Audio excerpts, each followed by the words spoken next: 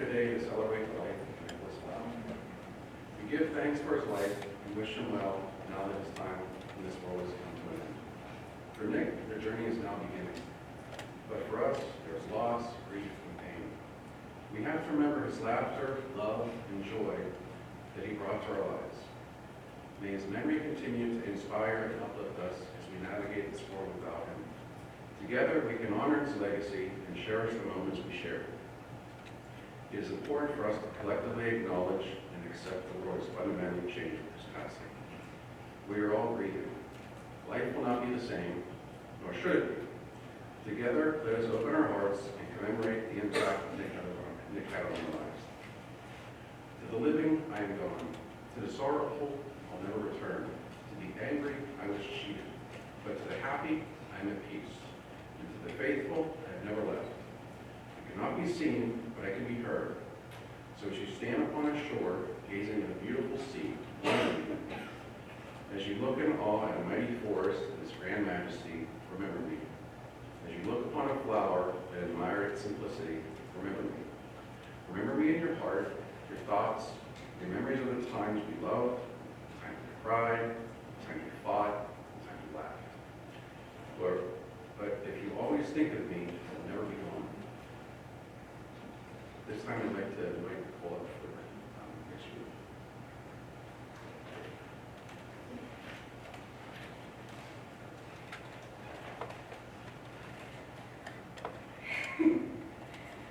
Good afternoon. Please bear with me.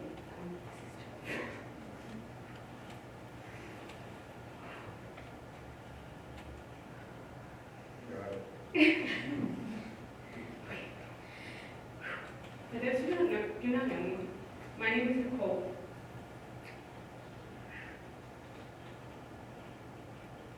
And I am one of Nick's younger sisters. On behalf of my entire family, I would like to start by saying thank you. Thank you for being here as we honor, reflect, and celebrate the life of my brother. As I stand here before you, I am filled with a profound sense of loss, but also with immense gratitude for having the privilege of knowing him, laughing with him, and most of all, loving him. Nick was not just my brother. He was a friend, a confidant, and a source of joy in all of our lives. My brother had a big heart, and he loved his family deeply. And that was especially true for his pets. His bond with his dogs was something truly special, and a testament to his gentle spirit. Nick was a loving uncle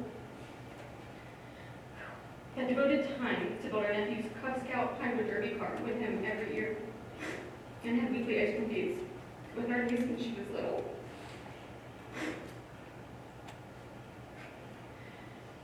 I was told a few days ago that Jordan has all of the ice cream shop frequent customer cards at his house as they were feeding it out. He kept them for almost 20 years. Nick was special, and that if he recognized something brought joy to someone he loved, he would find a way to do it. And despite his lifelong hate of the beach, when he found out that his then girlfriend had never seen the ocean, he didn't hesitate to hop right in the car to take her there. I was shocked to hear that he even took off his shoes to walk in the sand, but he did wear his socks. One of the things I will miss most about my brother is his sense of humor. Nick was the family comedian and had a way of making everyone laugh, especially in the most unexpected and sometimes inappropriate moments. He was quick-witted and clever, and he had the kind of sense of humor someone is only born with. As a joke, he once posted an ad on Craigslist for zombie apocalypse training classes with his real phone number, and then actually considered holding a class because of the overwhelming number of responses. When our nephew Christian worked for him, he would make a special trip to the bank just so he could pay him the $101 bill just to get a laugh. My brother loved a good prank and was known for stirring up trouble with his neighborhood group. Many of their stories, which I hope we'll hear today, have become like family legends that we recall often at family gatherings. I still get a good laugh when I think of the time our mom and sister asked him to make mashed potatoes, but he didn't know you were supposed to boil and drain the water before mashing them. The kitchen was splattered with potatoes as he then tried to cook them down to the right consistency. But don't get me wrong, my brother was also extremely gifted and intelligent. He had incredible talent for understanding how things worked, whether it was fixing a car or building something from scratch. As a child, he was often seen carrying around a little red toolbox and screwdriver, tinkering with anything he got his hands on. He once removed the license plates from all of the cars in the driveway at the time. Once they realized they were missing, everyone had to come back to retrieve them. Much like our grandfather, he could fix anything and took pride in making himself an expert in everything he did. Our grandfather was an engineer, and after his house burned down in 2016, Nick helped him remove all of his machinery from the basement and took the time to completely restore it at his house. Several years ago, he dug out our late father's pair of 3-foot-tall Serwin Vega speakers from the 80s, refurbished them like brand new, and had them displayed in his living room.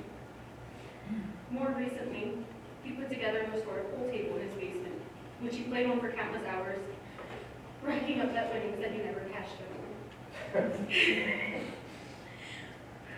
Of his many passions and hobbies, my brother also enjoyed building and collecting firearms.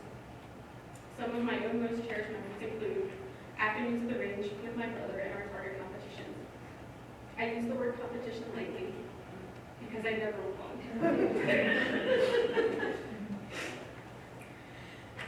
As we reflect on his life, please remember the kindness he showed, the laughter he brought, and the passion he had for life. In the words of Helen Keller, what we have once enjoyed deeply, we can never lose. All that we love deeply becomes part of us. May cool forever be a part of us, living on in our hearts in the memories we hold dear. Though we may grieve his loss, let us also celebrate the life that he lived and find comfort in knowing that his spirit will continue to guide us, inspire us, and bring us together. Thank you.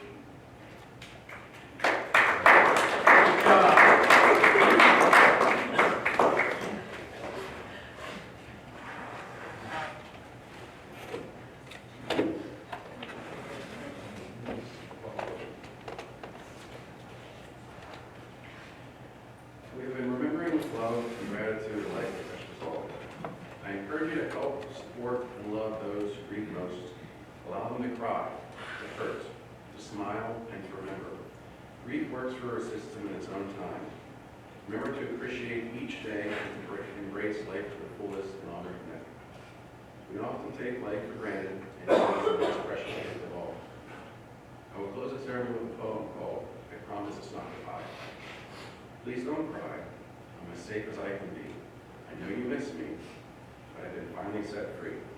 And if you find that you need me, I'll be waiting here to help you get through and take away your fear.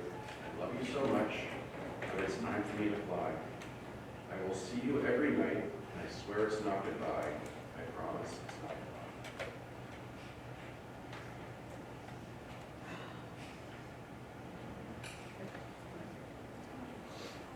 Would anybody else like to come up and share their story? All right.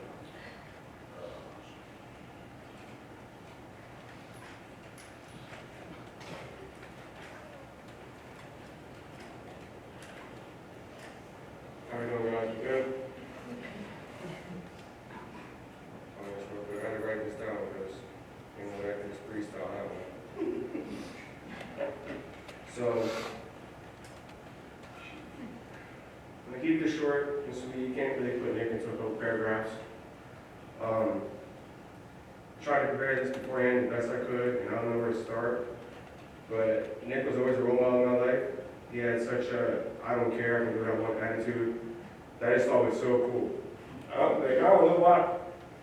That shit was so cool to me. And I started to that. Always, one of the funniest guys ever, swear to God, you can make anyone laugh. He never took anything serious, but if you needed help, you knew he was there for you no matter what jokes he had for you after the fact. I could try to make him laugh, it always ended up with me laughing my ass off. Since I can remember in my life, I wanted to be like him. In my eyes, he was just the epitome of like just cool. So happy in the last 3 to 4 years, I got to actually reconnect with him as an adult, and actually chill with him without the blinders on, if that makes like any sense to anybody.